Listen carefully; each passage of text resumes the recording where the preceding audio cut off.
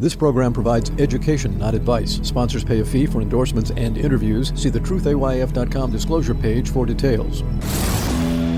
This is where technology, innovation, and personal finance come together.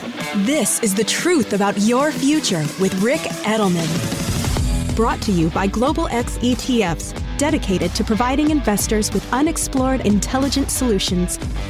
Today is Monday, January 9th. Welcome to The Truth About Your Future. I'm going to share with you a couple of very personal stories today. One of them horribly serious, the other one a little bit lighter, although still highly annoying, but with an important, both of these, messages and lessons for all of us. You know, it's so often people, when they go through a personal medical experience, they share that story with an admonition, don't let this happen to you, be forewarned. Here's how you can avoid it. Here's what I wish I knew, that kind of thing. And those kinds of stories always kind of annoyed me because I'm like, yeah, sure. Well, I'm about to share a couple of those stories with you, and with the hope that there will be a lesson learned for you. It certainly has been lessons learned for Jean and me. For the past several days, we're working on 5 days now, Jean has been in the hospital. We had to call 911 last Thursday because Jean couldn't breathe. She's had bronchitis for a month, and it got so bad, her coughing has so damaged her lungs and her bronchial airways that she found herself Thursday morning unable to breathe. Had to call 911, get her to the hospital. She's good, improving. We're relieved, and the incredible level of care that she received throughout the hospital system at Inova Fairfax, we're just so grateful and thrilled. And so Jean's recovery will be full. It'll be slow. It's going to take, they said, a good couple of months for her to be 100% back to where she was because she had done so much damage to her lungs just from inadvertent coughing over such a long period of time. That's just a long, difficult struggle. But here's the real reason I'm talking about this with you and mentioning it. And oh, by the way, Jean loves texts and emails. We're asking our friends not to send flowers. The hospital wouldn't allow flowers in her room because she couldn't handle the scent, and we can't have them at home either because her lungs just need clean air, and flowers are anything but. But the fascinating thing is that this is the first time in nearly 50 years that either of us has had a hospital experience. Certainly an overnight stay. Jean had surgery back in her 20s, but we've had no incident since then. And we are anchored in our 20s. I think we all regard ourselves as being teenagers or in our 20s, the vitality of youthfulness and health. Well, now we're in our 60s, and our bodies don't recover spontaneously the way we used to. We don't bounce back. We aren't as flexible, as resilient, as malleable as we used to be. Our bodies, we've now discovered, need help that we've never needed before. And so the reason I'm mentioning this to you is that most of my listeners are boomers like us. We've grown up together over the 32 years of this broadcast and podcast, and we don't really recognize until sometimes it's too late that we need help.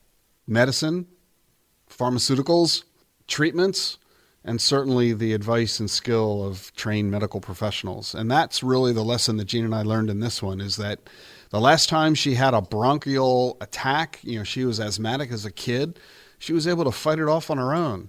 Well, not this time, not so easily. It took intravenous steroids, nebulizers, inhalers, blood thinners. I mean, it's just the amount of medical intervention that her body required to bring the bronchitis to an arrest and begin to move it toward recovery. And so that's my simple message for you. We need to do one thing and one thing only.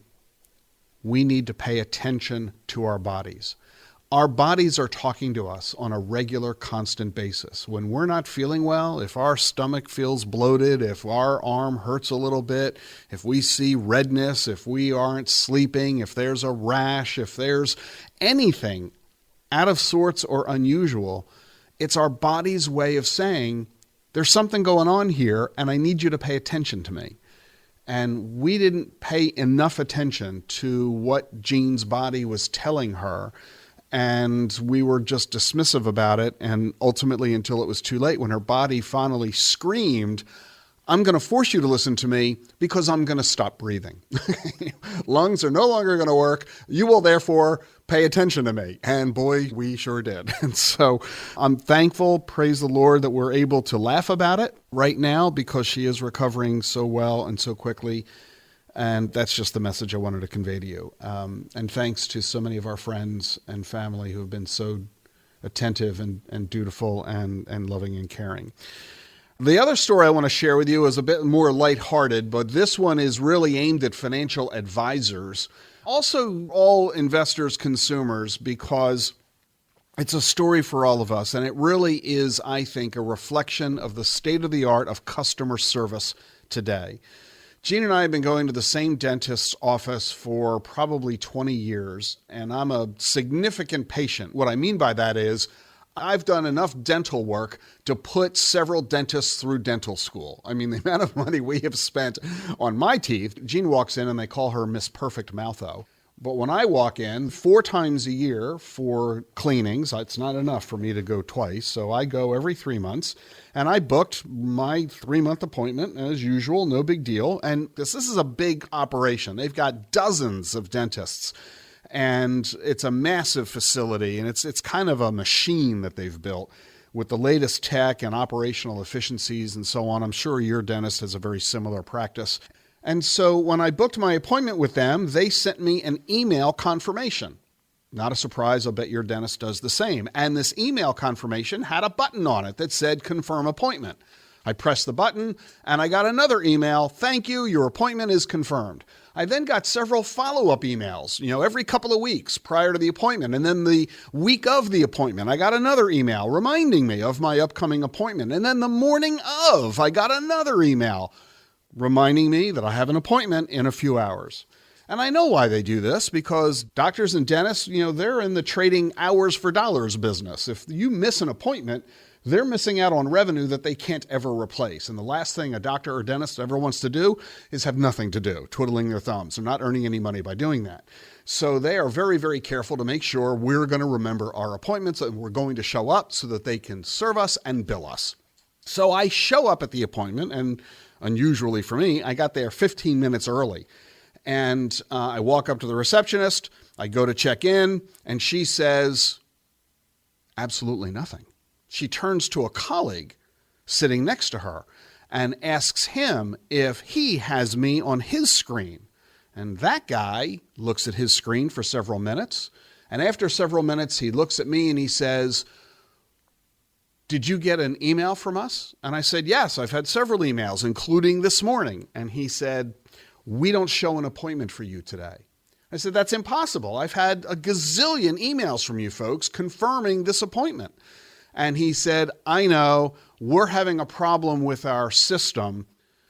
It sends you confirmations, but it doesn't actually input the appointment into our system. We don't show you coming in today, and there's no one here able to see you." I said, "That's impossible. That's crazy." And he says, "I know, this happens a lot."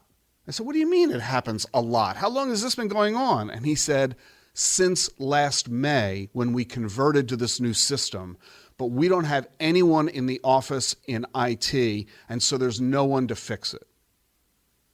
I was flabbergasted that they've had this situation in place for more than 6 months, and they're aware of the problem, and they haven't dealt with it. And his only response was, "We can reschedule you." As if their time is more valuable than my time. Isn't that an amazing commentary on the state of the art of customer service today? And so the message for you financial advisors is to recognize that it is service that your client is counting on most. We expect you to be competent. I know my dentist is competent, and I know my dental hygienist is competent, but if they're not going to see me and serve me, then their competency is of no value to me. As a financial advisor, your clients know that you're smart about the markets, that you can give effective financial advice. The question is, will you return their phone call? Will you even answer the phone when they call? How long does it take for them to be able to book an appointment with you? And how responsive is your team and your staff? This guy and the woman sitting next to him were so unconcerned, unperturbed. They had no interest in solving my problem of having somebody fulfill their obligation and take care of me at that moment. They were instead merely offering to book an appointment several weeks from now.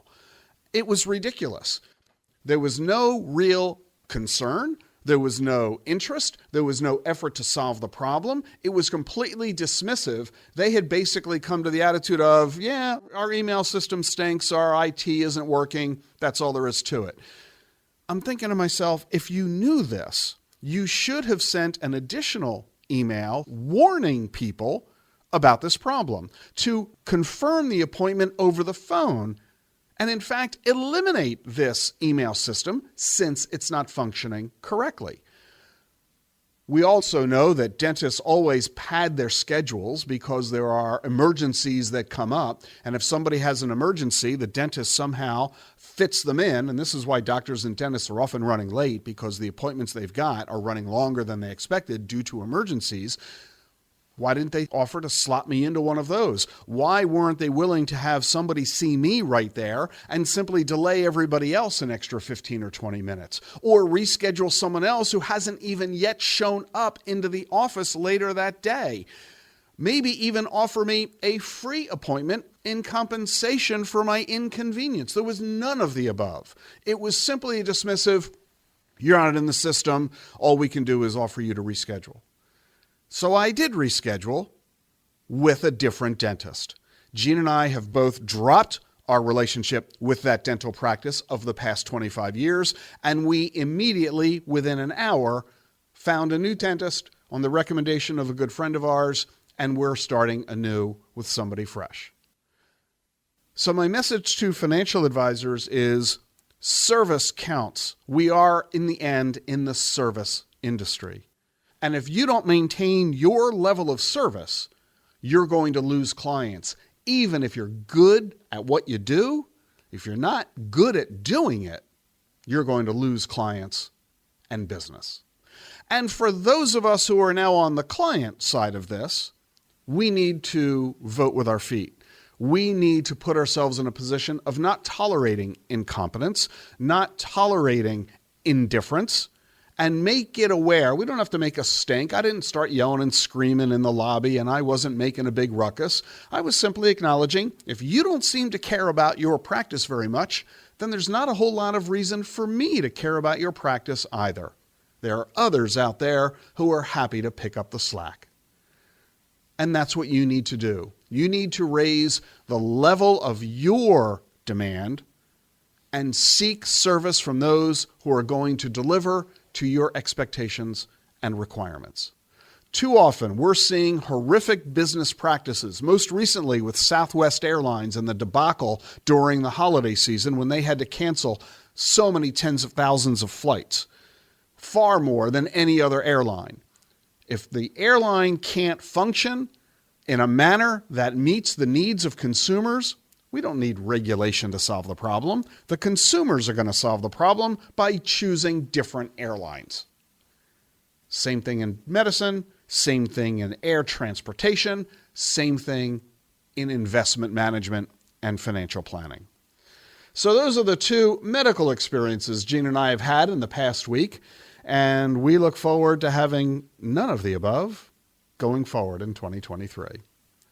Jean and I wish you a healthy and prosperous new year. See you tomorrow. The Truth About Your Future is sponsored by Global X ETFs. With volatile fuel prices and growing concern about the environment, consumers are embracing alternatives. Should your portfolio do the same? At Global X ETFs, we specialize in investments that look beyond household names, providing access to companies in emerging areas like electric vehicles and lithium battery production. So whether you're interested in EVs, hydrogen fuel cells, or another green technology, there is a world of opportunity to explore. Visit globalxetfs.com to learn more. The Truth About Your Future with Rick Edelman is sponsored by Charles Schwab. Schwab's passion for serving clients is more than standard practice. It's part of who they are. With transparent pricing, 24/7 live support, and a satisfaction guarantee, the people at Schwab go the extra mile to help you on your investing journey. They're not just financial people, they're people too. Learn more at schwab.com/whyschwab. That's schwab.com/whyschwab. Increased awareness and actionable intelligence about the forces that are shaping our world. This is The Truth About Your Future with Rick Edelman.